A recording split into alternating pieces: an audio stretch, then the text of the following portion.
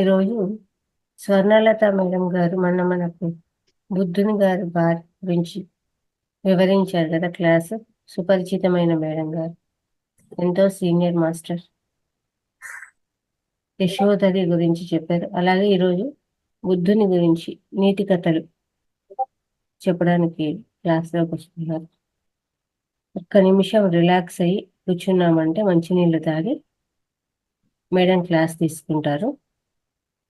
అద్భుతమైన session.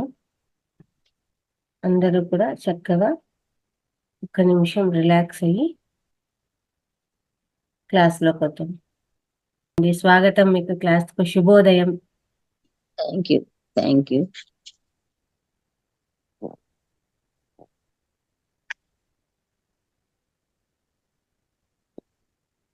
So అందరికీ నమస్కారం. మళ్ళీ ఈరోజు మనం ఈ ధ్యానం ద్వారా కలుసుకుంటున్నాం. చాలా హ్యాపీగా ఉంది మళ్ళీ మిమ్మల్ని. Thank you. ముందుగా మనం ఈరోజు అసలు ధ్యానం ఎందుకు చేయాలి, దాని ఇంపార్టెన్స్ కొంత తెలుసుకుని అప్పుడు మళ్ళీ మనం గౌతమ్ బుద్ధుడి వైపు వెళ్దాము. అలాగే నిజానికి ధ్యానం చేయాల్సిన అవసరం ఎందుకు వచ్చిందంటే మనం మన గురించి మర్చిపోయాం. మనం ఎక్కడి నుండి వచ్చాము, మనం ఏమిటి, అదంతా మనం మర్చిపోవటం మూలన అది జ్ఞాపకం చేసుకోవడానికి ధ్యానం చేయవలసి వచ్చింది. మనందరం అనేక కాంతిమయ లోకాల నుంచి అత్యద్భుతంగా సృష్టికర్తలోని ఒక భాగంలాగా ఆయనకి ఏమేమి లక్షణాలు ఉన్నాయో, ఏ శక్తి జ్ఞానం ఉన్నాయో అవన్నీ మనం కూడా కలిగి ఉన్నాం. దాంట్లో పాటలాగా కలిగి భూమి మీదకి వచ్చాం. కానీ ఇక్కడ వచ్చిన తర్వాత మనం కేవలం శరీరాలం మాత్రమే అన్న ఒక భావనకి లోనై, అమ్మా ఈ జీవితం ఏంటి, ఇదేంటి, దీన్ని నేను ఈదలేకపోతున్నాను, లేకపోతే ఇదేంటి అని అనుకుంటా వచ్చాం. కానీ అందుకోసమని మళ్ళీ ఈ గురు పరంపర ఉంటుంది కదా, భూమిని రక్షించేవాళ్ళు, వాళ్ళు సరే వీళ్ళకి ఒక జ్ఞాపకం అనేది తెస్తే అప్పుడు ఈ కంగారు, ఈ భయము అదంతా వదిలి తామేంటో తామని తెలుసుకుంటారు అనుకుని నెమ్మదిగా ఒక్కొక్కసారి ఒక్కొక్క మహానుభావుల్ని, కొంతమంది మహానుభావుల్ని మనందరికీ ఆ జ్ఞాపకాలు తేవడానికి పంపారు. ఈసారి అట్లా మనకి ఆ జ్ఞాపకం తీసుకొచ్చే మిషన్ తీసుకుని వచ్చిన ఆయన మన పత్రి సార్. సరే, ఆయన వచ్చి అందరికీ ఇంత తేలికగా కష్టమేం లేదు ధ్యానం అంటే అని చెప్తూ వచ్చారు. మనకు కూడా అర్థమైంది కదా. అట్లా అందరికీ ధ్యానం గురించి చెప్పడానికి వచ్చి మనకి చేసే మిషన్ మీద వచ్చిన పత్రి సార్కి ఒకసారి మన కృతజ్ఞతలు, ప్రణామాలు. ఆయనే లేకపోతే సామాన్య మానవులకి ఈ ధ్యానం అనేది చేరి ఉండేదే కాదు. మనందరం అది ఎక్కడో గొప్ప వాళ్ళకి, హిమాలయాల్లోకి వెళ్ళి తపస్సు చేసుకోగలిగిన వాళ్ళకి మాత్రమే అందే విషయము, మామూలు వాళ్ళందరికీ చేరే విషయం కాదు అని అనుకునేవాళ్ళం. కానీ ఎప్పుడైతే మనకి పత్రి సార్ వచ్చి ధ్యానం చెప్పారో అందరికీ అది ఇది ప్రతి వాళ్ళు నేర్చుకోగలిగిన అంశమే అని అర్థమైంది. సో అప్పటి నుంచి క్రమక్రమంగా ఎవరైతే దాన్ని తెలుసుకున్నారో వాళ్ళందరూ మిగిలిన వాళ్ళకి దాని గురించి బోధిస్తూ వచ్చారు. దాని మూలన అందరికీ ధ్యానం అనేది అందుతూ వచ్చింది. అట్లా ఇప్పుడు మన వరకు అది వచ్చింది. అయితే ఏమిటి లాభం అని మనకు అనిపించవచ్చు. అసలు ధ్యానం గురించిన ప్రయోజనమో లాభమో తెలుసుకోవాలంటే మనకి ఒక జీవిత కాలం సరిపోతుంది. ఎందుకంటే మనం ఎంతటి గొప్ప పనిలో ఉన్నామో నిజంగా మనకి తెలియదు. ధ్యానం చేయటం అనేది ఈ భూప్రపంచం మీద మనం చేయగలిగిన అన్ని పనులలోకి అత్యంత అత్యంత ముఖ్యమైనది. అమ్మ ఒక్క నిమిషము, వీడియో పోతోంది, మళ్ళీ పెడతాను వీడియో. ఓకే ఓకే అత్యంత ముఖ్యమైనది. ఎంత ముఖ్యమైనదంటే మనము బ్రతికి ఉండటం అనేది ఎంత ముఖ్యమో ధ్యానం చేయడం అనేది కూడా అంతే ముఖ్యమైనది. ఆ ధ్యానం అనేది చేయడం వల్ల మనము కృష్ణుడు విశ్వరూపం చూపెట్టాడు అర్జునుడికి అని విన్నాం కదా. ఆ, అట్లా మన విశ్వరూపం అంటే మన లోపలనే సర్వస్వము ఉందన్న విషయము ఏదైనా సరే మనం చేయగలుగుతాము అన్న సంగతి మనకి అర్థమవుతూ వస్తుంది. ఎంత ప్రధానమైన విషయం అంటే అది ఒకసారి అర్థమైపోయినాక మనం మన సాధారణ జీవితాన్ని కూడా ఎంత అద్భుతంగానో జీవించగలుగుతాం. ధ్యానం అనేది ఊరికే ఒక మామూలు చర్య. మనము మిగిలిన పనులతో పాటుగా దాన్ని కూడా నేర్చుకున్నామని ఎప్పుడు అనుకోకండి. ఒక ధ్యాని అంటే తమలోని దివ్యత్వాన్ని జ్ఞాపకం చేసుకున్న వ్యక్తి అన్నమాట. తన దివ్యత్వాన్ని అట్లా జ్ఞాపకం చేసుకున్న వ్యక్తులు మాత్రమే ప్రపంచంలో హాయిగా తామే దైవాలుగా జీవించగలుగుతూ మిగిలిన వారికి దాన్ని చెప్పగలుగుతూ ఉంటారు అన్నమాట.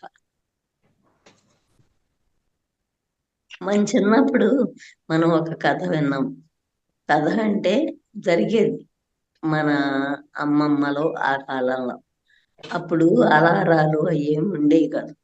అందరూ పొద్దున్నే కార్తీక మాసం గుడికి కానీ ఎక్కడికన్నా వెళ్ళాలంటే ఏం చేసేవాళ్ళంటే ఎవరికి ముందు మెలకు వస్తే వాళ్ళు మిగిలిన పక్కింటి వాళ్ళందరిని చుట్టుపక్కలని లేపుకుంటా వెళ్ళేవాళ్ళు.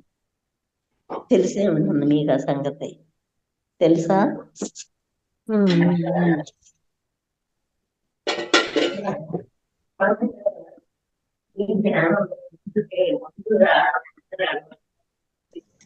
ఎవరికైతే ముందు జ్ఞాపకం వస్తుందో ఆ ముందు జ్ఞాపకం వచ్చిన వాళ్ళు మిగిలిన వాళ్ళని మిగిలిన వాళ్ళకి గుర్తు చేస్తూ వెళ్తారు అనమాట. అది జ్ఞానం యొక్క ప్రాధాన్యత. మనం కూడా దానిలో భాగంగానే మనకి తెలిసింది కాబట్టి, మనకి జ్ఞాపకం వచ్చింది కాబట్టి మిగిలిన వాళ్ళకి ఆ జ్ఞాపకాన్ని మనం తెస్తున్నాం. అంతకంటే మనం గొప్ప పనేమి చేయట్లేదు. అదొకటి గుర్తుపెట్టుకుందాం. ఎవరికి మెలకు వస్తే వాళ్ళు పక్కింటి వాళ్ళని లేపేవాళ్ళు కదా, అట్లా మనం కూడా మిగిలిన వాళ్ళని తట్టి లేపుతున్నాం. ఎందుకంటే మీ లోపల దేవుడు ఉన్నాడు, చూసుకోవాలి. మనము ఎక్కడో ఉన్నాడు అనుకున్నాం కదా, ఆ ఎక్కడో ఉన్నాయన తను మన లోపలే ఉన్నాడు అని తెలుసుకోవటమే ధ్యానం. దాని మూలాన ఏం జరుగుతుందంటే దైవత్వం పొందిన వ్యక్తి లేకపోతే దైవం ఏమి చేయగలుగుతుందో, ఏ విధంగా ప్రవర్తించగలుగుతుందో ఆ ప్రవర్తన విధానం మనకి నెమ్మదిగా అలవాటు పడుతుంది. ప్రవర్తన అంటే ఇప్పుడు గుడిలో దేవుడు ఉన్నాడు అనుకోండి, ఎట్లా ఉంటాడు? మనము ఒక పెద్ద గజమాల గులాబీలు తీసుకువెళ్ళినా ఆయన మామూలుగానే ఉంటాడు. అట్లా కాదు, మనకి వీలవలేదు, మన దొడ్లో ఉన్న ఒక చిన్న మందార పువ్వు తీసుకెళ్తాం, అది తీసుకువెళ్ళినా ఆయన మామూలుగానే ఉంటాడు. ఓ అది కూడా కాదు, అసలు అది కూడా లేకపోతే ఒక చిన్న తులసి దళం తీసుకెళ్తాం, అది కూడా కాదు. ఒక నీటి చుక్క కలం పుత్రం పుష్పంతో ఏం అంటారు కదా, ఏదైనా సరే సమానంగానే స్వీకరిస్తాడు కదా. ఆ నిశ్చలతని, ఆ సమానత్వాన్ని మనం నెమ్మదిగా ధ్యానం ద్వారా పొందగలుగుతాం. ఇంకొకటి, మనం చేసే అష్టోత్తరాలు అన్నీ ఉన్నాయి కదా, సహస్రనామాలు. ఆ అష్టోత్తరాలు, సహస్రనామాలు అవన్నీ ఏమిటంటే ఆ దైవం తాలూకు లక్షణాలు. ఎవరైతే తనను తాను తెలుసుకుంటారో వారు ఈ విధమైన లక్షణాలు కలిగి ఉంటారు అని మనకు తెలుస్తుందన్నమాట. ఆ లక్షణాలను మనం తెలుసుకోవడం ద్వారా అవి మనలో మనం పెంపొందించుకునే పని చేస్తాం. అందుకోసం ఉంది ఆ అష్టోత్తరాలు, సహస్రనామాలు అవన్నీ మనం పెంపొందించుకోవాల్సిన లక్షణాలు. అదంతా మనకి ఎప్పుడు తెలుస్తుందంటే మనం ధ్యానం చేస్తున్నప్పుడు మనకు అర్థమవుతుంది. Oh, this is the quality of that particular lord. రాముడో, కృష్ణుడో, వెంకటేశ్వర స్వామో, లక్ష్మీదేవి, ఎవరెవరో ఆ లక్షణాలని మనము అలవర్చుకోవాలి. దాన్ని మనం పెంపొందించుకోవాలి అని. పెంపొందించుకోవటం అంటే చాలా కష్టమా అని కూడా ఎప్పుడు అనుకోవద్దు. అది మన లోపల ఇన్బిల్ట్, సహజంగా ఉంది. మనము మన ధ్యానం ద్వారా దాన్ని తిరిగి జ్ఞాపకం తెచ్చుకుని ఆ విధంగా ఉండటాన్ని ప్రాక్టీస్ చేస్తూ వస్తాం అన్నమాట. అట్లా ధ్యానం మనమే దివ్యులుగా మార్చుతుంది. అంటే కొత్తగా దివ్యులు అయిపోతామని కాదు.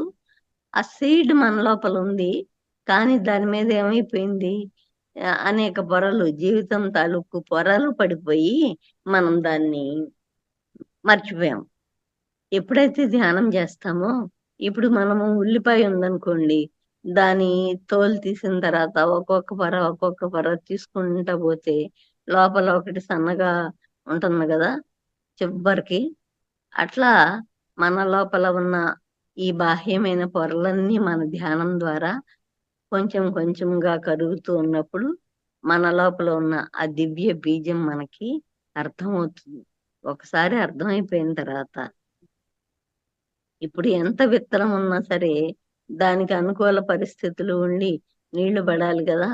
ఇప్పుడు వేసవకాలం ఉందనుకోండి, మన దొడ్లోనే చిన్న చిన్న మొక్కలు, పెద్ద పెద్ద వృక్షాలు ఎన్నో ఉంటాయి. అప్పుడంతా మామూలుగానే ఉంటుంది. కానీ వర్షం వస్తే మనం ఏమీ చేయకుండానే ఆ వాటి నుంచి రాలిన గింజలన్నీ నెమ్మది నెమ్మదిగా ఆ తడి తగిలి మొలుచుకుంటూ వస్తాయి కదా. అదే విధంగా మన లోపల మనం గుర్తించని ఆ దైవ బీజం మనం ధ్యానం చేయడం ద్వారా అనుకూల పరిస్థితి అనేది ఏర్పడి దాని లోపల నుంచి ఆ చిన్న చిన్న మొక్కలన్నీ అంటే మన దైవ బీజం మొక్కగా మారి నెమ్మదిగా వృక్షం అవుతూ వస్తుంది. ధ్యానం యొక్క లక్ష్యం అది. దాంతో పాటుగా ఇంకొకటి ఏం తెలుస్తుంది మనకి, మనం మనం పైన ఆకాశాన్ని చూస్తున్నాం కదా. ఆకాశం మనందరినీ ఎట్లయితే కప్పి ఉందో అదే విధంగా మనమంతా సర్వాత్మలోని భాగాలమే అని మనకు తెలుస్తుంది. అప్పుడు మనకి వేరుగా ఉన్న మనిషి మనకి ఉండరు. అదొక ముఖ్యమైన విషయం. ఎందుకంటే మనకంటే భిన్నమైనదేమీ లేదు. మనం కూడా పార్ట్ ఆఫ్ దట్ అనమాట. ఆ ఆకాశం కింద భూమి మీద మనం ఒక మనిషిలాగా ఎలా ఉన్నామో, అంటే పైనుంచి చూస్తే ఆకాశంలోని భూమిలోని భాగం లాగా ఉంటాం అంతే. ఇప్పుడు చూడండి, మనము నడుస్తున్నప్పుడు, లేకపోతే బస్సులో వెళ్తున్నప్పుడు, రైల్లో వెళ్తున్నప్పుడు వేరు వేరు ఊర్లు అన్ని కనిపిస్తాయి. కానీ విమానంలో వెళ్తున్నప్పుడు మనకి కింద ఏమన్నా వేరే ఊరు గాని అట్లా కనిపిస్తుందా? ఒట్టి భూమే కనిపిస్తుంది. అదే విధంగా ఈ ధ్యానం వల్ల మన లోపల ఒక విస్తరణ అనేది జరిగి, ఓ, మనం అందరిలో ఒకళ్ళమే, ఒక భాగమే అనేది అర్థమవుతుంది అనమాట. ధ్యానం వల్ల ఆ విధమైన ప్రయోజనాలన్నీ నిజంగా మనకి ఏర్పడతాయి. దాని మూలన మన లోపల మనకి ఒక సంతృప్తి, ఒక సంపూర్ణత్వం ఏర్పడుతుంది. ఎప్పుడైతే మనకి అది అర్థమవుతుందో అప్పుడు మనము చిన్న పెద్ద విషయాలకి ఎదుటి వాళ్ళని సరే కాని అనుకుంటూ ఉండగలుగుతాం. ఎందుకంటే వాళ్ళు మనము ఒకటే ఒకటే ఆకాశాన్ని ఒకటే భూమిని పంచుకుంటున్నామని మనకు అర్థమవుతుంది కాబట్టి మనలో భాగమే కనుక సరే కాని అనుకుంటాం. ఈ సరే కాని అనే ఒక భావన మనల్ని ఎవరితోనూ దేనితోనూ ఎప్పుడు స్ట్రగుల్ పడకుండా ఉండేటట్లు చేస్తుందన్నమాట. దాని వలన మన జీవితంలో ప్రశాంతత అనేది వస్తుంది. ఖచ్చితంగా అది మనకి వచ్చే తక్షణ ప్రయోజనం అన్నమాట. ఆ ప్రయోజనం కోసం మనము ధ్యానం చేస్తూ ఉన్నాము. ఇంకో ముఖ్యమైన విషయం ఏమంటే ఎంతో కొంత సంపూర్ణంగా మన సమయం అంతా నా ఆరోగ్యం కుదుటపడాలి అని మనం అనుకోకపోయినా ధ్యానం చేయడం వల్ల మనకి సహజ సిద్ధమైన ఆరోగ్యం సిద్ధిస్తూ ఉంటుంది. చిన్న పెద్ద రుగ్మతలేమి సాధారణంగా దరిచేరవు. ఇంకొకటేమో మానసిక ప్రశాంతత. అంతకు ముందున్న అయ్యో అదేమవుతుందో ఇదేమవుతుందో ఏంటో అన్న ఆ కలవరం అనేది కూడా ఉండనే ఉండదు. దాంతో పాటుగా మన ఐక్యూ లెవెల్ అనేది బుద్ధి కుశలత పెరుగుతూ వస్తుంది మనం ధ్యానం చేసే కొద్దీ. ఎందుకంటే మన లోపల ఉన్న ఆ విజ్ఞానమయ శరీరం అనేది విస్తరిస్తూ వస్తుంది కాబట్టి బుద్ధి కుశలత పెరుగుతుంది. ఆ విధంగా మన జీవితంలోని ప్రతి అంశంలోనూ ధ్యానం మనని గైడ్ చేస్తుంది, జ్ఞానాన్ని ఇస్తుంది అన్నమాట. అందుకని ధ్యానం అనేది ఎంతో ఎంతో ఎంతో ముఖ్యమైనది. ఆ ఎంతో పక్కన ఎన్నో కామాలు పెట్టుకుని మళ్ళీ మళ్ళీ చెప్పుకోవాల్సిన అంశం. ఒకసారి ధ్యానంలోకి రావడం అనేది మనకి అనేక జన్మల సుకృతం ఉంటేనే, మనం పరిణామ క్రమంలో ఎంతో అభివృద్ధి చెందితేనే అది సాధ్యమవుతుంది తప్పితే అది అందరికీ సాధ్యమయ్యే ఒక విషయం కాదు. అందుకే మనం చూడండి, ఎంతో మందికి మీరు కూడా ఉత్సాహంతో చెప్తూనే ఉంటారు, మీరు ధ్యానం చేయండి బాగుంది అని. కానీ చాలా మంది ఎందుకు వినిపించుకోరు అంటే ఆ స్థాయికి చేరడానికి పరిణామ క్రమంలో ఒక స్థితి అనేదాన్ని మనం అందుకుని ఉండాలి. అక్కడ వరకు వచ్చిన వాళ్ళు మాత్రమే మనం ధ్యానం చెప్తే వింటారు. కాకపోతే ఎవరు ఏ స్థితిలో ఉన్నారో మనకు తెలియదు కాబట్టి మనం ప్రతి ఒక్కరికి చెప్పుకుంటూ వెళదాం. అట్లా చెప్పడం వలన మనతో పాటుగా మిగిలిన వాళ్ళు కూడా ధ్యానం నేర్చుకోవడం వల్ల అది మనకి ఒక అద్భుతమైన ప్రశాంతత లభిస్తుంది. ఎట్లా అంటే మనం వాకిలి ఊడ్చామనుకోండి, మనందరికీ చిన్న చిన్న పోనీ సిటీలో అపార్ట్మెంట్ సంగతి పక్కన పెట్టి ఊర్లలో ఉన్నాం అనుకోండి, మన వాకిలి మనం ఊడ్చి అవతలకి వెళ్ళిన తర్వాత చుట్టుపక్కల ఎవరు ఊడ్చకపోతే గాలికి ఏమవుతుంది, ఆ చెత్త అంతా వచ్చి మన వాకిట్లో పడదా? అప్పుడు మళ్ళీ మనకు ఊడ్చిన దానికి ఊడవని దానికి పెద్ద తేడా ఉండదు కదా. అట్లా మనతో పాటు మనం మాత్రమే ధ్యానం చేస్తూ ఉంటే మిగిలిన వాళ్ళ తాలూకు అభిప్రాయాలు, ఆలోచనలు వాటన్నిటి ప్రభావం మన మీద పడుతూ ఉంటుంది. దాన్ని మళ్ళీ మళ్ళీ మనం తుడుచుకోవాలన్నమాట. అలా కాకుండా ఎప్పుడైతే మనతో పాటు మిగిలిన వాళ్ళు కూడా ధ్యానం చేస్తారో అప్పుడు మనం ఇంకొన్ని మంచి విషయాల గురించి మాట్లాడుకోవచ్చు వాళ్ళతోనే. ఈ సమయం అంతా మళ్ళీ మళ్ళీ విషయాన్ని దాన్ని తుడుచుకోవడానికి ఉపయోగించుకోకుండా ఇట్లా ఉపయోగించుకోవచ్చు అన్నమాట. అందుకోసం మనం చుట్టుపక్కల వాళ్ళకి, మనకు తెలిసిన వారికి మనం మెడిటేషన్ చెప్తూ ఉంటే ఏదో ఒక రోజు వాళ్ళకి అర్థమవుతుంది.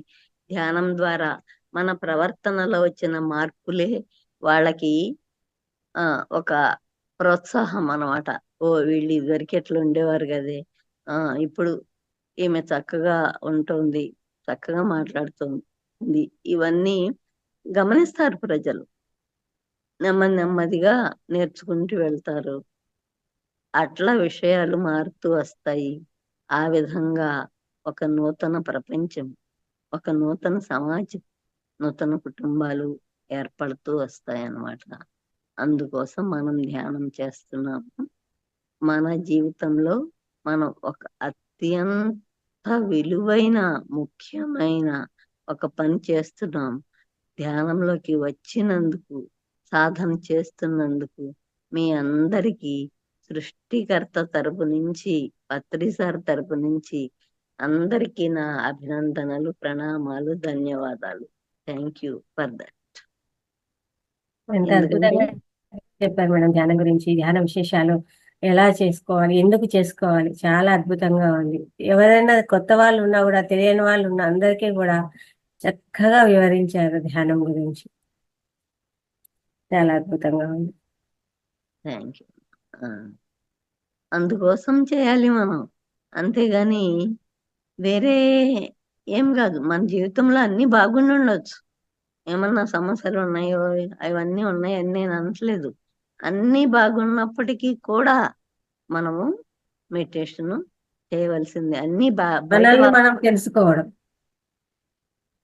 అన్ని బయట బాగున్నాయి, నిజమే. మన లోపల ఇంకే ఉందో అసలు అది తెలిస్తే కదా. ఇప్పుడు ఒక ఒక స్వీటు, లేకపోతే కర్పూరము, ఏదో మంచి పచ్చి జవాజీ అట్లాంటివి ఉంటాయి కదా. అది ఒక గుడ్డలో కట్టి ఉంది, కట్టున్న బోర్డు అంత వాసన వస్తుంది మనకి. మనం దాన్ని ఓపెన్ చేస్తే ఇంకెంత ఉంటుందో. అట్లాగే ఇప్పటికే మన జీవితం ఇట్లా అద్భుతంగా ఉంటే, మన లోపలికి వెళ్తే అది మరి ఇంకెంత మా అద్భుతాతి అద్భుతంగా ఉంటుందో అది మనకి తెలుస్తుంది అనమాట ధ్యానం చేయడం ద్వారా. అందుకని మనకి బయట అన్ని ఎంత బాగున్నా సరే, నాకేం అవసరం లేదు అని కాదు. ఎన్ని బాగున్నా సరే, ఎంత బాగున్నా సరే, ధ్యానం చేస్తే అప్పుడు ఓ ఎంత బాగా మనం ఎట్లా మలుచుకోగలిగాము అన్నదన్నా మనకి తెలుస్తుంది. మిగిలిన వాళ్ళకి లేని ఆ అదృష్టము, ఆ ఆ తెలివితేటలో అవి మనకి ఎక్కడి నుంచి వచ్చాయో అన్నది మనకి అదైనా తెలుస్తుంది, దానికి కారణమైనా సరే. అందుకని మన బాహ్య పరిస్థితులతో సంబంధం లేకుండా అందరము ధ్యానం చెయ్యాలి. సరే, ఇది ధ్యానం సంగతి అయితే. ఇప్పుడు మళ్ళీ బుద్ధుడి దగ్గరికి వద్దాం. మనందరికి తెలుసు కదా, గౌతమ బుద్ధుడు, ఆ సిద్ధార్థ గౌతముడు చిన్నప్పుడు పుట్టినప్పుడు ఆయన పుట్టగానే ఆ, అసిత మహర్షి అని ఒక పెద్ద ఆయన, ముసలైనప్పటికీ బాగా, ఆయన వస్తాడు బుద్ధుడిని చూడడానికి. అతనికి 20 రోజులో 15 రోజులో ఉన్నప్పుడు వచ్చి ఉయ్యాల్లో ఉన్న ఆ పిల్లాడిని చూడగానే ఈయన ఏడవటం మొదలు పెడతాడు. మొదలుపెట్టి ఆయన పాదాలకి, అంత పసిపిల్లాడికి ఆయన పాదాలని తన తల మీద పెట్టుకుని తన తలకి తాకించుకుని అతను ఏడుస్తూ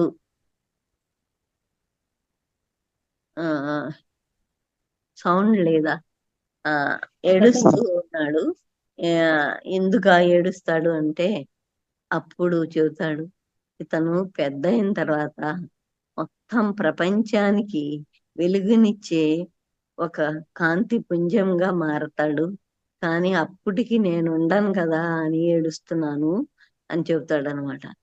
అప్పటికే శుద్ధోదనుడికి గుండెల్లో అప్పుడే రాయబడుతున్నాయి, ఓమ్మో ఈయనేంటి వెలుగుగా మారతాడని చెబుతున్నాడు, జ్ఞానం ఇస్తాడని చెబుతున్నాడు అనుకుంటాడు. అనుకుని ఆ జ్యోతిష్కుల్ని వాళ్ళందరిని పిలిపించి అతని జాతకం రాయమంటే వాళ్ళు చెప్తారు, ఆయన ప్రపంచాన్ని ఏలగలిగినంతటి మహా సామ్రాట్ అయిన అవుతాడు, లేకపోతే మొత్తం ప్రపంచానికి వెలుగునివ్వగల మహాజ్ఞాని అయినా అవుతాడు అని చెబుతారు. అప్పుడు ఆయన దృష్టి జ్ఞానం వైపు మళ్ళకుండా ఉండడం కోసము భౌతికమైన సౌకర్యాలన్నిటినీ ఏర్పాటు చేస్తూ, ఆయనకి కష్టం అన్నమాట, నష్టం, దుఃఖం అట్లాంటి ఏమీ తెలియకుండా పెంచుకుంటా వస్తాడు రాజు. కానీ కొంతకాలానికి పెద్దవాడైన తర్వాత ఆయనకి అర్థమవుతుంది, అతను వదిలేసి వస్తాడు రాజ్యాన్ని, భార్యని, అవన్నీ మనకు తెలిసిన మాటే కదా. అప్పుడు ఆయన ఆ విషయాన్ని, ఏ విషయాన్ని ప్రపంచంలో దుఃఖం అనేది ఉంది, ఆ దుఃఖాన్ని ఎట్లా పోగొట్టాలి అన్న విషయాన్ని వెతుక్కుంటూ తపస్సు చేస్తాడు. చేసిన తర్వాత కొన్నాళ్ళకి ఆయనకి ఒక రోజు ఏమవుతుంది, ఒక బోధి వృక్షం కింద చిట్ట చివరిసారిగా అంటే ఆయన తపస్సు ఫలించి జ్ఞానోదయం అయినప్పుడు మారుడు ప్రత్యక్షమవుతాడు. నీకు ఈ విధంగా ఉందా అసలు ఆ కష్టాన్న, అదంతా ఎంతటి కష్టమైన విషయమో, ఆ సామ్రాజ్యాన్ని వదిలి ఇక్కడ ఈ చెట్లలో పుట్టల్లో అడవుల్లో పడి తిరుగుతావా అవన్నీ అడిగినప్పుడు నాకు ఈ జ్ఞాన సామ్రాజ్యమే విన్నా, అంతేగాని ఆ భౌతిక సామ్రాజ్యం కాదు అని చెబుతాడనమాట. చెప్తే ఆయన మీదకి ప్రకృతి శక్తుల్ని, ప్రకృతిలో నుంచి కొన్ని ప్రతికూల శక్తుల్ని తీసుకొచ్చి ప్రళయంలాగా ఆయన మీద పంపించినప్పుడు అతను స్థిరంగా నిలబడి ఉండిపోతాడు.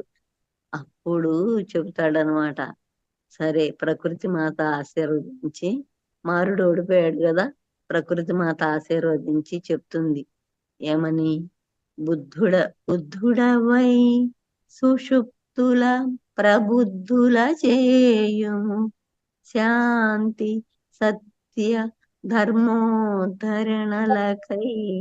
బ్రతుకు నొగ్గుము, మానవ సంఘ సేవయే సిద్ధికి త్రోవ, మత్సలత చెందులోకమున శాంతి స్థిరత నిల్పుము, ఉజ్వల యశోధర కాంతులన్ అంటూ ప్రకృతి మాత అతన్ని ఆశీర్వదిస్తుంది. అప్పటి నుండి ఆయన నెమ్మది నడుస్తూ నడుస్తూ, అప్పట్లో వాహనాలు లేవు కదా, అంతా తిరుగుతూ ఈ జ్ఞాన బోధ చేస్తూ ఉండేవాడు అనమాట.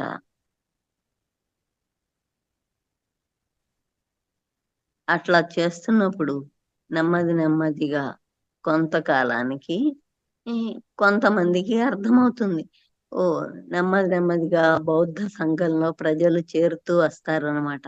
ఎటువంటి ప్రజలు చేరారు అంటే, ముందుగా మనం క్రమక్రమంగా అతని అభివృద్ధి, అతని జ్ఞాన విస్తరణ అనేది ప్రజలకి ఎట్లా ఏ విధంగా చేయగలిగాడు అంటే, ముందుగా అందరినీ కూర్చోబెట్టేవాడు. కూర్చోబెట్టడం అంటే ఒక చోట కొంతమంది ఆయన్ని అనుసరించినప్పుడు వాళ్ళకి మనం ఆహారం ఏ విధంగా తీసుకోవాలి, ఏ విధంగా నడవాలి, మన విశ్రాంతి అనేది ఏ విధంగా ఉండాలి అనేవి నెమ్మది నెమ్మదిగా మనం ఏం చేస్తున్నా సరే ఆ చేస్తున్న దాని పట్ల ఎరుక ఏ విధంగా ఉండాలి అని చెప్తూ వచ్చేవాడు నెమ్మదిగా. అప్పుడు ఒకళ్ళు అడుగుతారనమాట, ఎప్పుడు మీరు కూర్చుని వాళ్ళందరినీ పోగేసుకుని తిరుగుతున్నారు కదా, అక్కడ మీరు ఏం చేస్తా ఉంటారు అని అడిగితే, ఏమి చేయము, ఎట్లా తినాలో, ఎట్లా పడుకోవాలో, ఎట్లా నడవాలో నేర్చుకుంటున్నాం అంటే, అవి చేసే పనిలేగా, అందరు చేసే పనిలే, దాన్ని నేర్చుకునేది ఏంటి అంటే దానిలోని ఎరుక, మనం తీసుకునే ఆహారం ద్వారా మనం లోపలికి ఏమి వెళ్తుంది, దాన్ని ఏ విధంగా స్వీకరిస్తున్నాము అన్న ఎరుక. మనం నడిచేటప్పుడు ఎలా నడుస్తున్నాము, నడవటం అంటే మన కాళ్ళు నడవటమే కాదు, మన నడవడిక ఏ విధంగా ఉంది అన్న విషయాన్ని. దాంతో పాటుగా ఇంకొకటి నిద్రించడం అనే దాన్ని, మన నిద్ర అనేది ఏ విధంగా ఎరుకతో నిద్రపోవాలి, అవన్నీ మేము సాధన చేస్తున్నాం అని చెప్పేవారు. సరే, అట్లా చేస్తున్నప్పుడు ఒకసారి మరి వాళ్ళు వేరే పనులేం చేయట్లేదు కదా, అందుకని భిక్షాటన ద్వారా జీవితం నడిస్తే ఒకళ్ళ ఇంటికి వెళ్తారు భిక్ష కోసం. వెళ్తే ఆయన ఇంకా ఆయనకు వచ్చిన తిట్లన్నీ తిడతాడు. పని పాట లేకుండా మీరు వచ్చి మా దగ్గర అడుక్కొని తింటున్నారు, అది ఇది బుద్ధి లేదా, పనులు చేసుకోండి అని అన్ని తిట్టి తిట్టి తిట్టి ఒక 100 తిట్టిన తర్వాత ఒక 10 పైసలు ఎంతో వాళ్ళ పాత్రలో విసిరి పోతాడు అనమాట. ఆయన నెమ్మదిగా ఏం చేస్తాడు, ఆ 10 పైసలు తీసి ఆయనకే ఇచ్చేసి వెళ్ళిపోతాడు. ఇచ్చేసి చెప్తాడనమాట, ఎట్లయితే నీ ధనాన్ని నేను తీసుకోలేదో, ఇంతకు ముందు నువ్వు మాట్లాడిన ఏ మాటని కూడా నేను తీసుకోలేదు, అవేమి నాకు చెందవు, అవి కూడా నీకే చెందుతాయి అని చెప్పి వెళ్తాడనమాట. అట్లా ఒక్కొక్కటి ఒక్కొక్కటి. ఒకసారి ఆ అత్యంత దుర్భర పరిస్థితుల్లో ఉన్న ఒక దేశానికి వెళ్ళినప్పుడు, దేశం అంటే ఒక ప్రాంతానికి వెళ్ళినప్పుడు, మేమే కష్టంగా ఉన్నాము, ఇంకా మేము నీకేమి ఇవ్వగలం అంటే, మీరు నాకేమన్నా ఇవ్వడం కాదు, నేనే మీరు ఆ విషయాన్ని అంటే ఇప్పుడు మీకు వచ్చిన కష్టాన్ని ఏ విధంగా దాటగలుగుతారో, ఇబ్బంది లేకుండా, దుఃఖం లేకుండా దాటగలిగే విధానాన్ని చెప్తాను అని వారికి ఆనాపానసతిని బోధించాడనమాట. ఎప్పుడైతే వారికి ఆ ఆనాపానసతి అనేది బోధించబడిందో, అప్పుడు నెమ్మది నెమ్మదిగా వాళ్ళ సాధనలో వాళ్ళకి ప్రకృతిలో వచ్చే మార్పుల్ని అర్థం చేసుకోగలగటము, ఓ ఇదంతా కష్టం మనకే పడింది, మనమే ఇబ్బందిలో ఉన్నాం అన్న భావం పోవడం ద్వారా జీవితాన్ని సహజంగా తీసుకోగలగటము అబ్బిందనమాట. అట్లానే ఒకసారి బుద్ధత్వం అనేది ఒక వ్యక్తిని ఎంతవరకు తీసుకెళ్ళగలుగుతుంది అనుకున్నప్పుడు, ఒకసారి ఒక రాజ్యంలో ఆ, ఒక రాజుగారికి ఇద్దరు ముగ్గురు భార్యలు ఉంటారు. పెద్ద భార్య కొడుకు పేరు కుణాళుడు. ఆయన సంగీతం ఎంత బాగా అంటే అసలు సహజంగా సరస్వతీదేవి కూడా ఆ విధంగా పాడగలదో లేదో తెలియదు, అట్లా పాడేవాడు.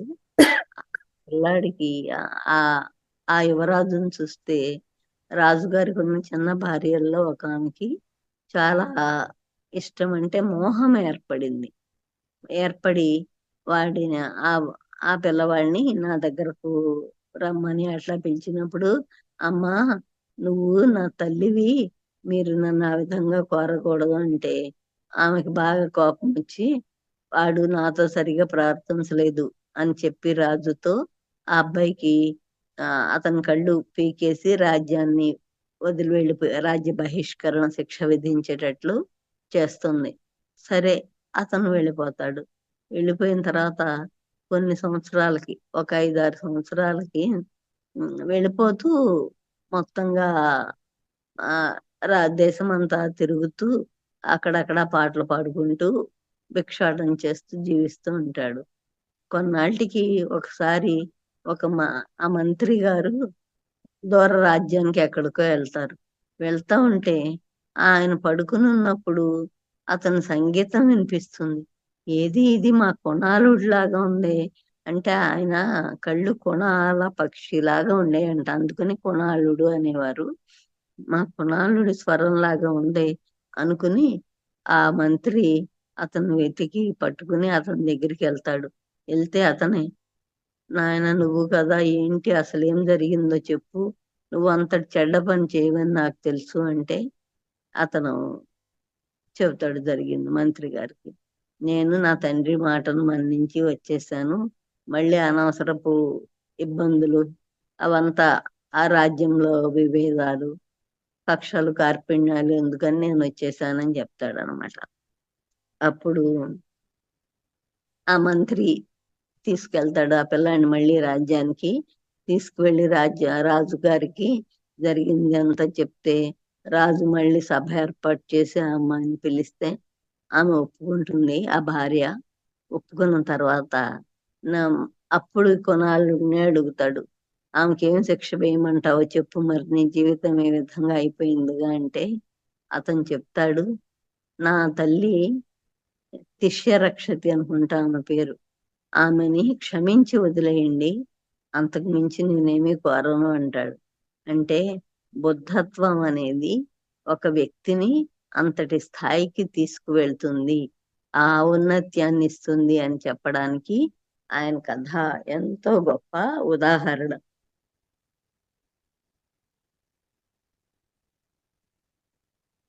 ఎంతో గొప్ప ఉదాహరణ అనమాట. తర్వాత ఇంకొకటి, ఆ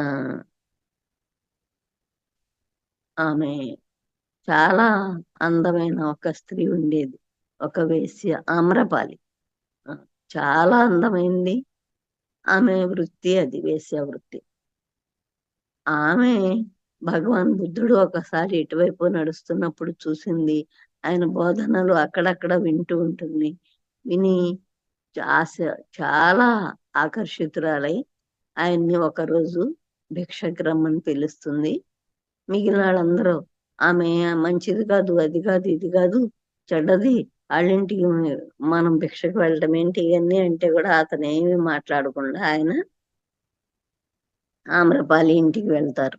ఎప్పుడైతే భగవానుడు ఆమె ఇంటికి భిక్షకు వస్తాడో ఆమె ఎంతో అపురూప సౌందర్యవతి, చాలా వెలలేని ధనం కలిగి ఉంటుంది. దాన్నంతటిని ఆ ఆమెకున్న విలువైన వజ్రాలు వాటన్నిటిని ఆ క్షణమే వదిలి తాను కూడా భిక్షుకుగా మారి తనకున్న సంపదనంతా ఈ బౌద్ధ సంఘానికి ఇచ్చేస్తుందన్నమాట. ఒకసారి ఆయన దర్శనంతోనే అదంతా సాధ్యపడింది. అంటే శక్తి ఒక విషయాన్ని మనం నిజంగా సాధన చేసి దాన్ని చెప్పడం కాక చేస్తున్నప్పుడు, ఆచరిస్తున్నప్పుడు దాని ప్రభావం ఏ విధంగా ఉంటుంది అని చెప్పడానికి ఈ ఆమ్రపాలి ఉదాహరణ. తర్వాత ఇంకొక ఆవిడ ఉంటుంది, విశాఖ అని. చాలా ధనవంతులు అంటే ఏంటది, వ్యాపారాలు చేస్తూ ఉంటారు అన్నమాట. ఆ బాగా డబ్బులు వస్తాయి, సౌకర్యాలతో అట్లా ఉంటారు. వాళ్ళ మామగారికి ఏమన్నా దాన ధర్మాలు అట్లాంటివి ఏమీ ఇష్టం ఉండవు. ఇష్టం ఉండకపోతే ఒకరోజు ఇట్లానే ఒక భిక్షకు వస్తే వాళ్ళ మామ ఆ కోపడతాడు. అప్పుడు ఈమె ఏమంటుందంటే ఆ భిక్షువుతో, ఆయన ఆ పాచిపోయిన అన్నాన్ని తింటున్నాడు, నీకెందుకులే అది, నువ్వు వెళ్ళు అంటుంది. అంటే వాళ్ళ మామగారు, నేను పాచిపోయిన అన్నం తినటం ఏంటి, నేను ఏదైనా కొనుక్కోగలిగినంత గొప్పవాణ్ణి కదా అంటాడు. అంటే పాచిపోవడం అంటే గతంలో చేసిన పుణ్యం వల్ల నీకు ఏర్పడిన ఆ సంపదను అనుభవిస్తున్నావు, అంతేగాని ఇప్పుడు కొత్తగా ఏమన్నా పుణ్యాన్ని సంపాదించుకుందాము అని నువ్వు అనుకోవట్లేదు, అందుకోసం చెప్పాను అంటాడనమాట. అప్పటి నుంచి వాళ్ళ మామగారు ఆమెనే తల్లిలాగా భావిస్తూ ఆమె చెప్పిన దాన్నే చేస్తూ తన బుద్ధుడి కోసం ఒక గొప్ప వనాన్ని అవన్నీ ఇస్తాడు. అట్లా ఏ క్షణంలో ఎవరికి ఒక విషయం అర్థమవుతుందో ఎవ్వరం చెప్పలేం. క్రమక్రమంగా ఆ విధమైన సమూహాలతో నడుస్తూ ఉన్నప్పుడు ఆ జ్ఞానం అనేది అందరికీ వస్తూ వస్తూ పూర్తిగా అది ట్రిగ్గర్ అయిన రోజు ఆ విధంగానే మారుతూ వస్తూ ఉంటాము. మనల్ని మనం తెలుసుకుని, అందుకే సంఘం శరణం గచ్చామి అని ఒక మాట ఉంది కదా. ఏ వర్తమాన మానవ సమాజంలో మనం జీవిస్తున్నామో దానిని శరణు వేడుతూ, అంటే దాని లోపల ఉన్న వ్యక్తుల ఔన్నత్యం కోసం పాటుపడుతూ ఉండడమే అత్యున్నతమైన పని. ధ్యానం అనేది మొదటగా మనం వ్యక్తిగతంగా మనం మారడం కోసం, మనని మనం తెలుసుకోవడం కోసం ఉపయోగపడుతుంది. నెమ్మదిగా అది మనం ధర్మబద్ధంగా జీవించడానికి తోడ్పడుతుంది. ఆ తరువాత మనం నివసిస్తున్న మానవ సమాజాన్ని ఉన్నతీకరించుకోవడానికి పనికొస్తుంది అనమాట. అందుకే మనకి ధ్యానం శరణం గచ్చామి, ధర్మం శరణం గచ్చామి, సంఘం శరణం గచ్చామి అని ఉంది కదా. ధ్యానం అని మనం అంటున్నాము, అప్పట్లో బుద్ధం శరణం అని అనేవారు అనమాట. అట్లా అది ఏదైనా సరే ఒక్కసారి అది అర్థమయ్యేటంతగా మనము లోపలికి ప్రవేశించగలిగితే దాని ఔన్నత్యాలన్నీ మనకు తెలుస్తుంటాయి. ఇప్పుడు కూడా మన పిఎస్ఎస్ మూవ్మెంట్ లో అదంతా తెలుసుకుని ఆ విధంగా జీవించే వాళ్ళు వేలకు వేలు, లక్షలకు లక్షలు ఉన్నారు. ఈ కట్టే పిరమిడ్లన్నీ భూమిని శక్తివంతం చేస్తూ ఉంటాయి. మనము గనులు అవన్నీ తవ్వటం వల్ల వాటి వల్ల భూమి లోపల శక్తి అంతా పోతుంది.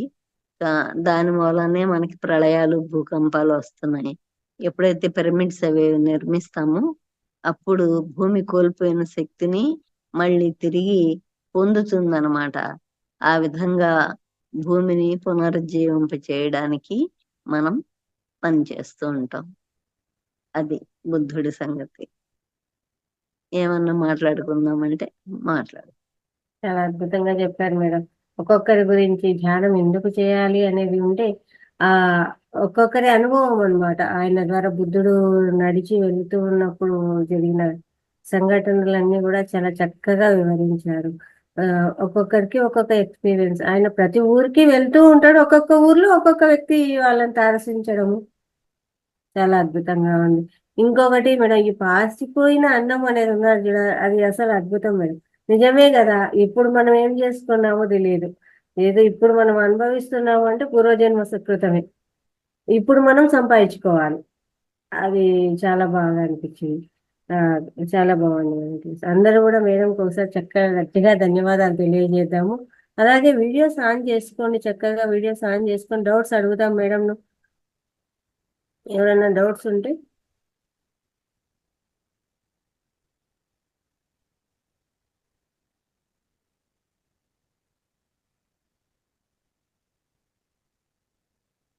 డౌట్స్ ఉన్న వాళ్ళు అడగండి అమ్మా. ధ్యానం గురించి కానీ మీకు ఏమి డౌట్ ఉన్నా కూడా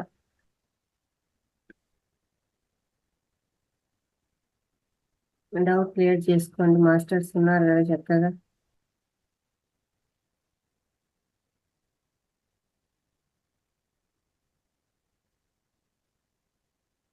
ఏంటి, ఎవరికి డౌట్స్ లేవా? అందరు క్లియర్గా ఉన్నారా?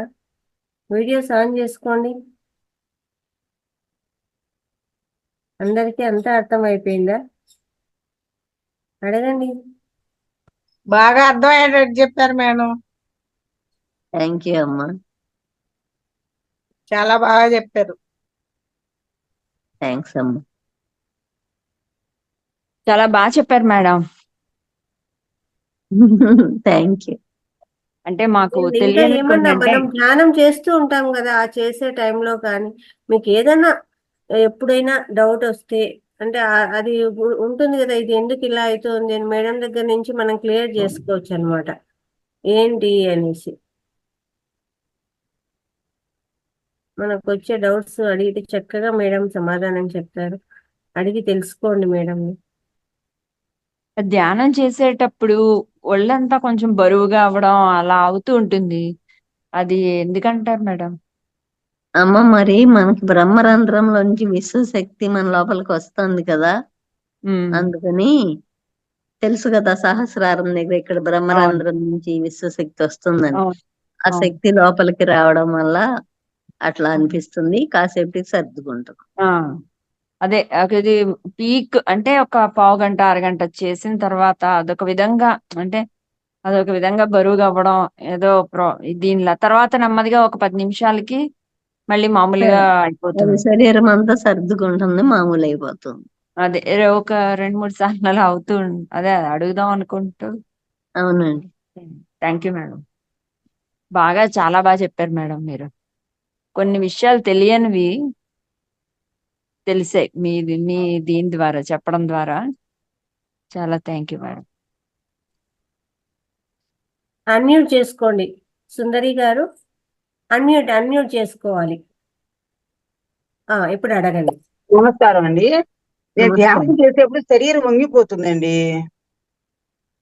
మరి వంగిపోవటం అంటే అది అది మన సూక్ష్మ శరీరము మన నుంచి వదిలి ఎక్కడో తిరుగుతుంది. నిద్రలో మన కళ తెలుసు కదా, కళ కళ కళ చెప్పండి. అంటే అది మన శరీరం నుంచి మనకున్న సూక్ష్మ శరీరం విడిపడటం. ఆ విడిపడినప్పుడు కళ వస్తుంది. ఇప్పుడు ధ్యాన స్థితిలో వస్తుంది. అప్పుడు కూడా సూక్ష్మ శరీరం విడిపడిపోతుంది మన నుంచి. అందువలన భౌతిక శరీరం అది వంగినట్టు అట్లా దాని స్థితిలోకి వెళ్ళిపోతూ ఉంటుంది, ఎట్లా వీలైతే అట్లా. అప్పుడు ధ్యానం చేస్తున్నప్పుడు మన నుంచి మన సూక్ష్మ శరీరం విడిపడి అది జ్ఞానాన్ని శక్తిని సముపార్జించుకుంటూ ఉంటుంది. ఎక్కడికో వెళ్ళి తెచ్చుకుంటూ ఉంటుంది ఆ శక్తిని జ్ఞానాన్ని. అందుకని వంగినప్పుడు మళ్ళీ నాకు స్పృహలో వచ్చి మళ్ళీ తలకాయ ఎత్తుకుంటున్నాను, మళ్ళా వంగిపోతుంది. ఇదే పరిస్థితి నాకు. మళ్ళా ధ్యానంలోకి వెళ్ళాలంటే మళ్ళీ టైం తీసుకుంటా ఉంది. మీరు ఈసారి అట్లా వంగిపోయినప్పుడు అట్లా ఉండనియండి. నాకు నొప్పి పుడుతుంది కదండి, శరీరం నొప్పి పుడితే మళ్ళీ లేవగలుగుతాను. ఏం ఇంకా కాదు. అలా తెలియదు. అది అది అందుకోసం సూక్ష్మ శరీరం విడిపడిపోవటం మూలన ఆ భౌతిక శరీరం అట్లా అయింది, అంతకు మించి ఏం కాదు. మళ్ళా కాన్సన్ట్రేషన్ వెళ్తే మళ్ళీ టైం తీసుకుంటాను, మళ్ళీ వంగిపోతా ఉంది. పడుతుంది నెమ్మదిగా, కొన్నాళ్ళకి అలవాటు అయిపోతుంది. మనం ఇంకా ఆలే నేర్చుకుంటున్నాం కదమ్మా, ఇంకా చాలా కొన్నాళ్ళకి అలవాటు అవుతుంది. ఆలే ఉన్నాం కదా, స్టార్టింగ్ లో అలాగే ఉంటుంది. చెప్పారండి, నమస్కారం అండి. ఇంకా ఎవరైనా డౌట్స్ ఉంటే అడగచ్చు. మేడం నమస్తే అండి. నమస్తే అండి. ఇప్పుడు ధ్యానం అనేది కూర్చొనే చేయాలా, లేకపోతే అమృతాసనం వేసి కూడా చేయొచ్చా? అట్లా ఇప్పుడు మేడం అంటే అన్నారు చూడండి, ఇప్పుడు మేడం గారు ముందు ఇప్పుడు ఒక శ్లోక చెప్పారు కదా, అవును, వంగిపోతుంది బాడీ అని. అదే అమృతాసనంలో ధ్యానం చేస్తే, శవాసనంలో, అప్పుడు బాడీ అనేది స్టెబుల్ గాను నేలపై ఉంటుంది. ఉంటుంది. కానీ ఆరోగ్యం ఉన్నవాళ్ళు, అంటే కూర్చోలేకపోయిన వాళ్ళు మాత్రమే ఆ భంగిమలో ధ్యానం చేయాలి. కూర్చోగలిగిన వాళ్ళందరూ కూర్చునే చేయాలి. ఆ శవాసనంలో ధ్యానం అనేది ఎవరైతే కనీసం కదలలేకుండా ఉంటారో, కూర్చోలేకుండా ఉంటారో వాళ్ళు మాత్రమే చేయాలన్నమాట. ఒక అంటే above 60 years వాళ్ళకు బాగా స్థితి చేసుకోవచ్చు. దాటిపోయి చాలా బాగా ఏ పరిస్థితిలో అయినా ధ్యానం చేయగలిగిన అంతటి స్థితిలో ఉన్నవాళ్ళు, అప్పుడు వాళ్ళు అట్లా ఆ స్థితిలో ధ్యానం చేసుకోవచ్చు. కానీ మనం సాధనలు మొదలుపెట్టి ఇంకా దాంట్లో పరిపక్వతలు ఏమీ రాకుండానే పడుకుని ధ్యానాలు చేస్తే మనకి పొందవలసిన శక్తిని వాటన్నిటిని పొందలేం. ఇప్పటికే మనం ఆల్రెడీ బాగా సాధన అన్ని చేసేస్తున్నప్పుడు అప్పుడు పడుకుని శ్వాస మీద ధ్యాస పెట్టి ఏదైనా చేసుకోవచ్చు. Thank you madam.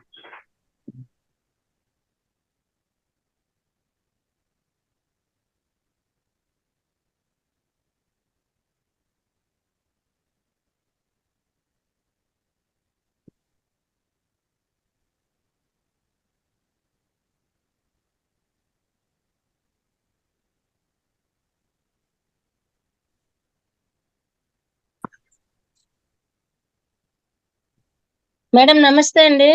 నమస్తే అమ్మా. నేను కూడా అంతకు ముందు లేదు, 2 రోజుల నుంచి బాగా హీల్ అయిపోతున్నాను మేడం గారు. మళ్ళీ పూర్వస్థితికి వచ్చేసరికి చాలా ఇదవుతున్నది. మధ్యలో కాళ్ళు కూడా చాపుకుంటున్నాను, కాళ్ళు నొప్పులు వచ్చి. మరి మన శరీరానికి అట్లా కదలకుండా కూర్చోవడం అవన్నీ అలవాటు లేవు కదమ్మా.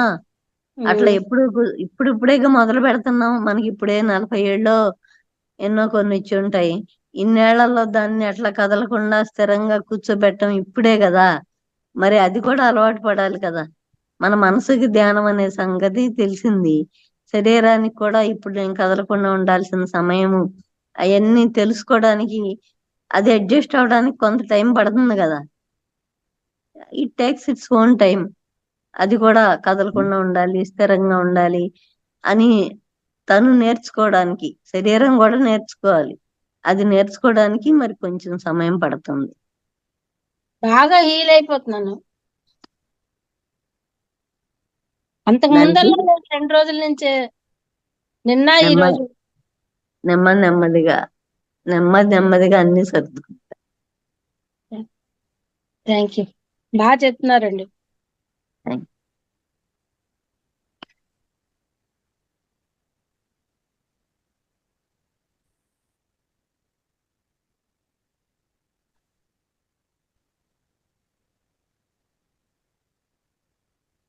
మేడం నమస్తే మేడం. నమస్తే అమ్మా. కళల గురించి మేడం, ఇప్పుడు ఒక్కొక్కసారి జీవించి ఉన్నాళ్ళు వస్తూ ఉంటున్నారు కళల్లో, తర్వాత చనిపోయిన వాళ్ళు వస్తున్నారు, తర్వాత అసలు నాకు ఏ మాత్రం పరిచయం లేని వ్యక్తులు, పరిచయం లేని స్థలము అట్లా కళల్లో వస్తూ ఉంటున్నాయి. అసలు దాని గురించి ఏంటి మేడం అది? అట్లా ఎందుకు నిజానికి వస్తుంది? ఏం కళ తెలియజేస్తున్నాయి? కళ అంటే సూక్ష్మ శరీర యానం. వాళ్ళు మన దగ్గరికి రావటం కాదు, మన సూక్ష్మ శరీరమే అక్కడికి వెళ్ళటం ద్వారా మనం వాటిని చూస్తున్నాము. ఆ చూసేటప్పుడు మనం తెలిసిన వాళ్ళ దగ్గరికి వెళ్తున్నాము, తెలియని వాళ్ళ దగ్గరికి వెళ్తున్నాము, ఏదైనా సరే దర్శిస్తున్నాం. అంతేగాని వాళ్ళు మన దగ్గరికి రావటం కాదు. Okay, thank you madam. Okay. ఇంకా డౌట్స్ ఉన్నాయా అండి ఎవరికైనా? ఎవరికి డౌట్స్ లేవు? అందరు క్లియర్ గా ఉన్నారా? లలిత గారు, ఆ చెప్పండి. గారు ఉన్నప్పుడు హెల్త్ టిప్స్ అవి చెప్పేవాళ్ళండి. ఏదండి? హెల్త్ టిప్స్ అవి చెప్పేవాళ్ళు శివ గారు ఉన్నప్పుడు. అవును అవును హెల్త్ టిప్స్ చెప్పేవాళ్ళు డైలీ. అవును. కొంచెం షుగర్ గురించి అది యూరిన్ ఎక్కువ సార్లు వెళ్తున్నారండి. అది ఏమన్నా మేడం గారు ఏమన్నా చెప్పగలుగుతారా? మేడం హెల్త్ గురించి ఏమన్నా ఐడియా ఉందా? షుగర్ గురించి అని చెప్తున్నారు.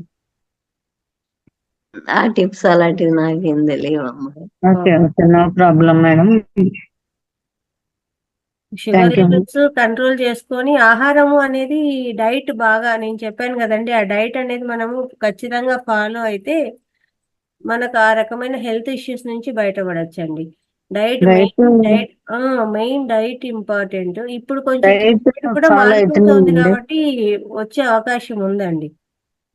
పర్ఫెక్ట్ గా డైట్ ఫాలో అవుతున్నాం, కానీ నైట్ కొంచెం యూరిన్ ఎక్కువ సార్లు వెళ్తున్నారు. ఆ, అది ఆ, పాపం ఉమ్. నిద్ర లేకుండా పోతున్నారు పెద్దోళ్ళు కదా. మేడం కొంచెము ఆ, మేడం తొందరగా రంగస్వామి ఆహారం గారిది తీసుకోమనండి. ఒకసారి షుగర్ చెక్ చేయించుకొని ఎలా ఉంది ఏంటి అనేసి. షుగర్ అంతా కంట్రోల్లో ఉందండి, బాగానే ఉంది. క్లైమేట్ కూడా చేంజ్ అవుతుంది కదమ్మా, అది కూడా ఒక కారణం ఉండొచ్చు. ఏసీలో మేడం పడుతున్నారా? ఏసీలో మేడం ఉంటున్నారండి? లేదండి. ఏసీలో మేడం ఉన్న ఎక్కువ ఓకే అమ్మా. మేడం ఇంకా రంగస్వామి అంతేనా గారికి అండి? ఎవరైనా కాంటాక్ట్ చేస్తే డౌట్స్ చెప్తారు ఉన్నాయా? మేడం. ఎవరైనా డౌట్స్ ఉన్నాయా? మేడం నమస్తే సార్ రాధాకృష్ణ గారు, ధన్యవాదాలు. నమస్తే అమ్మా. ఆ మేడం షుగర్ యూరిన్ గురించి అడిగారు కదా. ఆ, మన మహావతార ఫౌండేషన్ రంగస్వామి గారు మంచి టిప్స్ ఇస్తారు. వాడి కాంటాక్ట్ చేస్తే చాలా మంచి మంచి టిప్స్ ఇస్తారు. Okay okay sir. Okay okay, thank you. మనకు ఏదైనా వేరే డౌట్స్ ఉంటే అడగండి మేడం, లేదంటే అందరం కూడా మేడంకి ఒకసారి గట్టిగా ధన్యవాదాలు చెప్తాము. Thank you. మంచి సెషన్ మనకు చెప్పారు మేడం గారు. అందరం కూడా ఒకసారి మంచిగా ధన్యవాదాలు చెప్దాము. చాలా చాలా చాలా థ్యాంక్స్ మేడం, ఇంత మంచిగా థ్యాంక్ యూ. క్లాస్ ఇచ్చారు మాకు. మళ్ళీ మళ్ళీ మీ క్లాస్ కావాలని కోరుకుంటున్నాము. Thank you. లలిత గారు, ఆ, లలిత మేడం, చెప్పండి అమ్మా. మా అత్తగారు ఉన్నారు. ఆవిడ 2 hours కి ఒకసారి తీసుకెళ్లాల్సి వస్తుంది బాత్రూమ్ కి. ఆవిడ కూడా అంతే, అంటే 86 years. ఇంకా నాకు అదే డ్యూటీ రోజు రాత్రి పూట. తెలిస్తే వాళ్ళకు బాగుంటుంది. కొంచెము వాటర్ లెవెల్స్ పెరిగినా బాడీలో కొంచెము ఏమంటాము షుగర్ లెవెల్స్ కంట్రోల్లో ఉండవండి. ఒక వయసు వచ్చాక అవును. కంట్రోల్లో ఉండడం అనేది చాలా కష్టం అన్నమాట. ఉమ్. యూరిన్ కి సంబంధించిన ఏదైనా హెల్త్ ఇష్యూస్ ఉంటే నాకు తెలిసి ఈ ఆడవాళ్ళకు కూడా ఈ వచ్చే సమస్యకు ఒక చెంచాడు ఉసిరిక పొడి అయితే ఒక చెంచాడు పసుపు రెండు ఉమ్. మిక్స్ చేసి రోజు పడగడుపున పొద్దున్నే కొంచెం తీసుకుంటే, అంటే ఇంత ఒక గ్లాసు ఉసిరిక పొడి అయితే ఒక గ్లాసు పసుపు రెండు బాగా కలిపేసి ఆడవాళ్లకు ఎటువంటి మనకి ఇలాంటి సమస్యలు ఏదైనా యూరిన్కి సంబంధించి కానీ ఏదైనా ఉన్నా ఎవరైనా కానీ తీసుకోవచ్చు. షుగర్ పేషెంట్స్ అయినా కూడా చాలా చాలా పనిచేస్తున్నాము.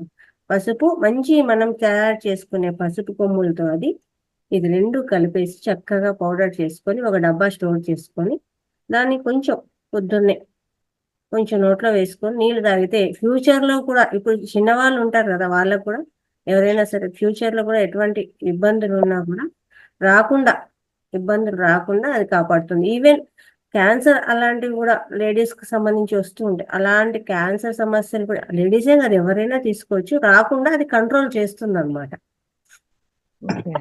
అది చాలా బాగా పనిచేస్తుంది. ఇది మాకు ఒక ఆయుర్వేదిక్ డాక్టర్ గారు చెప్పిండేది, నేను సొంతంగా చెప్పడం లేదనమాట. ఒక ప్రొఫెసర్ గారు చెప్పారు. ఓకేనా? Thank you madam. అంతేనమ్మా, ఇంకేమన్నా డౌట్స్ ఉన్నాయా? అంతేనా? క్లియరా? మనం 2 నిమిషాలు ధ్యానం చేసుకొని క్లాసు క్లోజ్ చేద్దాము. ఇంకొకటి మేడం క్లాస్ అడిగారు, అది నేను చెప్పాను కదండి, ఎవరెవరైతే ఇంట్రెస్ట్ ఉన్నారో వాళ్ళంతా కూడా ఒకసారి నాకు మెసేజ్ చేస్తే మనం ఒక 10 మెంబర్స్ అన్న అయితే కనీసం వాళ్ళు అది మేడంకి ఒకసారి చెప్పొచ్చు అనమాట. మేడం మేము 10 మెంబర్స్ రెడీగా ఉన్నాము. మేడం నేను పెట్టాను మేడం మీ నెంబర్ ఆ, కి ఆ, మెసేజ్ ఆ, చూసారా? చూశానండి. మిగతా అదే వాళ్ళు యాడ్ చేసుకో. మనమే కాదు కదా, ఇప్పుడు లేదు రాధారాణి లేదు గారు మామూలుగా ఉన్నారు. నాకు అంటే చూసినట్టు నాకు కనపడలేదు వాట్సాప్ లో, అందుకనే చూసారా లేదని లేదు ఒకసారి కన్ఫర్మ్ చూశాను చేసుకున్నాను అంతే. చూశాను. మీరు ఉన్నారు, నేను, రాధారాణి గారు, ఇంకా కొంతమంది ఎవరైనా ఇంట్రెస్ట్ ఉన్న వాళ్ళు వస్తే మనం ఒక 10 మెంబర్స్ అన్న అయితే మేడంకు చెప్పొచ్చు అనమాట. నేను ఇంట్రెస్ట్ గా ఉన్నానని ఒకసారి మెసేజ్ చేస్తే ఎప్పుడు అప్పుడు మేడం? మనం ఉమ్, ఎప్పుడు మేడం? ఎప్పుడు కాదండి, మనం ఇంత బ్యాచ్ తయారైతే అప్పుడు మనం చెప్పొచ్చు. ఎప్పుడు సరే అనేది అండి, నా మేడం నెంబర్ కూడా యాడ్ చేసుకోండి. ఏంటండి? నన్ను కూడా యాడ్ చేసుకోండి. ఓకేనండి. అంటే కొంత ఇంత మెంబర్స్ అని అయితే మనం వెళ్ళొచ్చు అనమాట. ఓకేనా? లలిత గారు, ఆ, ఈ రోజు డైలీ క్లాసులు 9 to 10:30 అని చెప్తున్నారు కదా, అది అవునవును ఫస్ట్ నుంచి అని చెప్తున్నారు, అవును అవును. కదండి? Okay okay. అంటే మార్నింగ్ ఉండవండి ఇక? అదే అనుకున్నానండి, మార్నింగ్ సెక్షన్ కాకుండా ఈవినింగ్ మార్నింగ్ క్యాన్సల్ చేసి ఈవినింగ్ పెట్టేటట్టున్నారు. పెట్టేది. అదే రంగస్వామి గారు వస్తారు, రంగనాథ్ సార్ అవును వస్తారంట అవును. నైట్ మనకు అయితే. ఇప్పుడు ఈ మహావతార్ ఫౌండేషన్ ఫౌండర్ గారు సారే అన్నమాట. మేమంతా హోస్ట్లే కదా, నేను కానీ శివ గారు కానీ ఇంకెవరన్నా కానీ హోస్ట్ గా ఉంటాము. మెయిన్ సారే అన్నమాట. చూడండి నిన్ననే అనౌన్స్ చేశారు. ఒక నిమిషము, సండే కృష్ణకుమారి గారు, రాధారాణి గారు, కృష్ణలీల మేడం నా పేరు. కృష్ణలీల గారు. టైం చెప్తే వీలవుతుందండి చెప్పడానికి కూడా. చెప్పాను తెలీదు కదా. కదండి, మనకు శని ఆదివారాలు అయితే ఫుల్ టైం ఇవ్వమన్నారు. అలా ఇవ్వగలుగుతామా? లేదు. కాబట్టి ఒక వారం రోజులు ఒక 3 hours అలాగే మనం కేటాయించాలన్నమాట. ఇంకా ఎవరన్నా ఉంటే చెప్పండి. అంటే సండే ఏ టైమింగ్ మేడం? ఏంటండి? సండే ఏ టైమింగ్? సండే ఏ టైం కాదండి, అది టీచర్ ట్రైనింగ్ ఇప్పుడు కాదండి, మనము బ్రాచ్ రెడీ అయిన తర్వాత వాళ్ళు మనకి చెప్పాలండి. మేడము చెప్పారనమాట. సాటర్డే సండే కానీ మార్నింగ్ టు ఈవినింగ్ ఇవ్వాలి మేడంకు టైము.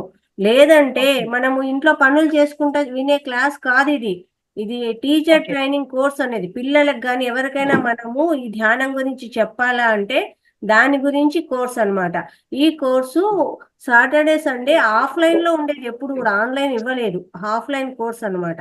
ఆన్లైన్ లో ఇవ్వాలి అంటే మేడంకు మనం ఫుల్ టైం ఇవ్వాలి. మేము ఫ్యామిలీ ఎంత ఉంటుంది మేడం, ఇంట్లో పని చేసుకోవడం టైం కుదరదు కదా, అంత టైం ఇవ్వాలా అంటే అయితే రోజుకు 3 గంటలు ఇస్తానమ్మా, ఆ 3 గంటలు మీరు వినొచ్చు అని చెప్పారనమాట. అట్లా ఒక వారం రోజులు చేసుకోవచ్చు. అట్లా ఎవరైనా సరే ఇంట్రెస్ట్ ఉంటే ఆ కోర్సుకు జాయిన్ అవ్వాలా అనుకుంటే మనము ప్రతిరోజు 3 గంటలు కేటాయించవచ్చు.